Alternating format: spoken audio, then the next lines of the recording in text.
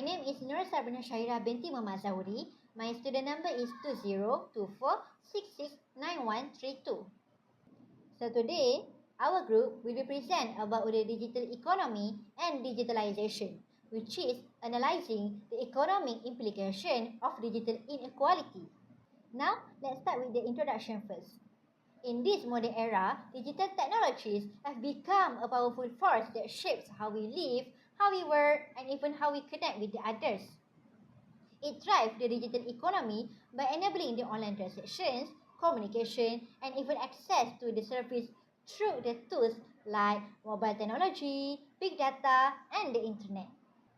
Just like the other countries, Malaysia is also moving rapidly into this digital economy, where the digital tools are changing how we interact, how we do the business, and even how we access the information. However, while digitalizations bring many benefits, it also brings us the challenge, which is one of them is the digital inequality. Digital inequality refers to the gap between the individuals or a group who have the access to the digital tools and the skills, and for those that didn't have it. This inequality can affect the job opportunities, income, and even the education, and has been more noticeable during the COVID-19 pandemic. Those with the access to the digital resources were able to adapt and survive better, while the others were left behind. Therefore, we will explore how the digital inequality affects the Malaysian economic development and what the efforts that are being made to reduce this gap and promote the inclusive digital growth. Now, I will pass to the next presenter. My name is Afika Nabila binti Rahidi and my matrix number is 2024431808. Here, I will focus on the key issues surrounding digital inequality in Malaysia, which are grouped into three major areas: digital divide, digital literacy, and skill gaps, and concerns related to data governance and cybersecurity. First, when we talk about digital divide, the current challenges is the unequal distribution of connectivity devices and infrastructure across regions and social groups. Even though Malaysia reports high internet penetration overall, rural and remote communities continue to face unstable or limited connectivity because telecommunication infrastructure is concentrated in urban and industrial areas. This uneven access also extends to digital devices. Many schools, particularly outside urban centers, still report that they do not have enough devices for teaching and learning. Compounding this is inadequate infrastructure and limited funding, especially in rural schools, where internet speed, device capability, and digital facility remain insufficient. Socioeconomic barriers further deepen this divide. Low-income households, minority communities, and rural population often lack the financial resources or digital readiness to fully participate in digital environment, meaning that those who already face socio-economic disadvantage are also the ones most likely to be digitally excluded. The second major issue is related to digital literacy and skill gaps among both teachers and students. As Malaysia moves toward a more digitalized economy, the education system is expected to equip the younger generation with strong digital competencies. However, many teachers still lack the confidence, training, and skills needed to integrate digital tools effectively into their teaching. Studies show that teacher preparedness remains inconsistent and teacher education programs often differ in how they prioritize digital competency. This gap is critical because when educators struggle to utilize digital platforms, students receive less engaging and less effective digital learning experiences. At the same time, students themselves face skill deficiency. Many lack the ability to use digital tools beyond basic functions, and this has significant implications for their preparedness for tertiary education and the digital workforce. Insufficient digital literacy limits student ability to conduct online research, use educational platforms, and participate meaningfully in digital tasks. In a labor market that increasingly demands digital fluency, this gap places these students at a long-term disadvantage. The third issue concerns data governance and cybersecurity, an area that becomes more pressing as this digital usage increases. Malaysia is facing escalating cyber threats including phishing, fraud and data breaches, and many organizations still lack the expertise and specialized team needed to manage these risks effectively. This has real implications for individual businesses and institutions that rely heavily on digital systems as more activities move online, including education, services, and transactions. Cyber vulnerabilities threaten both safety and trust. Privacy concerns also play a major role in shaping digital participation. Many Malaysians, including students and small businesses, have limited ICT skills, which made them more vulnerable to cyber attacks and less aware of how their data is being used. Weak policies, infrastructure gap, and low public awareness contribute to the perception that personal information is not adequately protected. As a result, users hesitate to fully adopt digital platforms, which is ultimately slow Malaysia's overall progress toward a secure and inclusive digital economy. Together, these issues, ranging from access and infrastructure limitation to skill shortages to cyber and privacy concerns, highlight that digital inequality is not a single problem but a complex interconnected set of challenges. Addressing digital inequality in Malaysia, therefore, requires simultaneous improvement in connectivity, competency, and cybersecurity so that all groups can participate fully, safely, and confidently in the digital economy. My name is Putifah Rahida Putifauzi, and I will explain about analyzing economic implication of digital inequality. The first point is that limited access to technology affects learning and future opportunity. Unequal access to device and internet limits student participation in digital learning because those without computers or stable internet cannot fully join online classes, group activity, or digital assignment. This causes them to miss important lessons, reduce their confidence in using technology, and lead to weaker digital skills and lower engagement over time. The gap in access and opportunity also grows over time.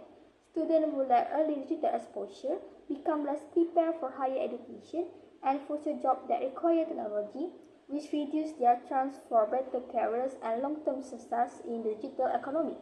This creates a cycle where students with limited access fall further behind as learning becomes more technology-driven. Rural and low-income students fall behind the most because their schools often have fewer resources, less support, and weaker facilities than urban schools.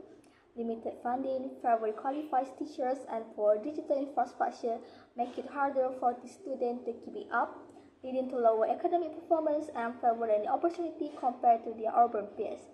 Over time, this digital divide not only affects academic success but also limits social development, reduces confidence in using technology, and decreases future economic mobility.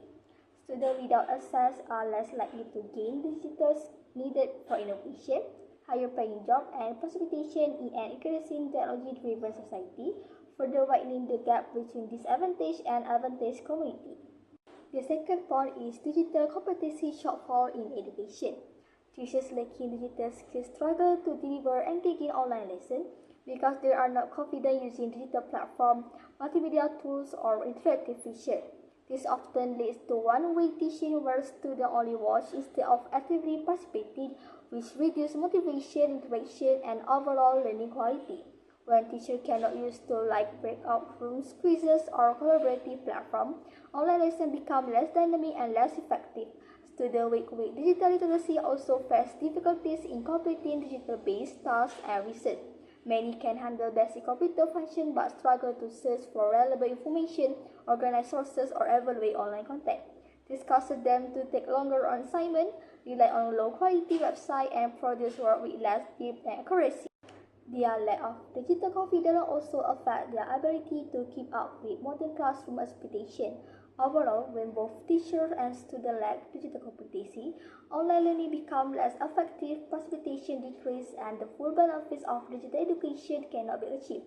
This limits the development of important skills students need for future education and workplace demand. The last point is digital safety concern in education. Cyber threats such as phishing and data breaches expose sensitive student information.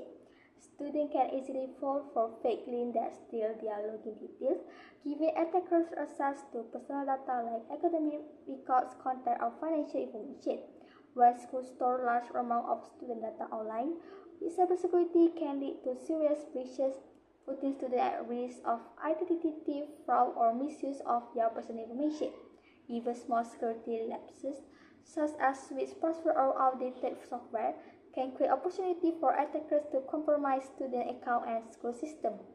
Privacy concerns also reduce confidence in using digital education platforms.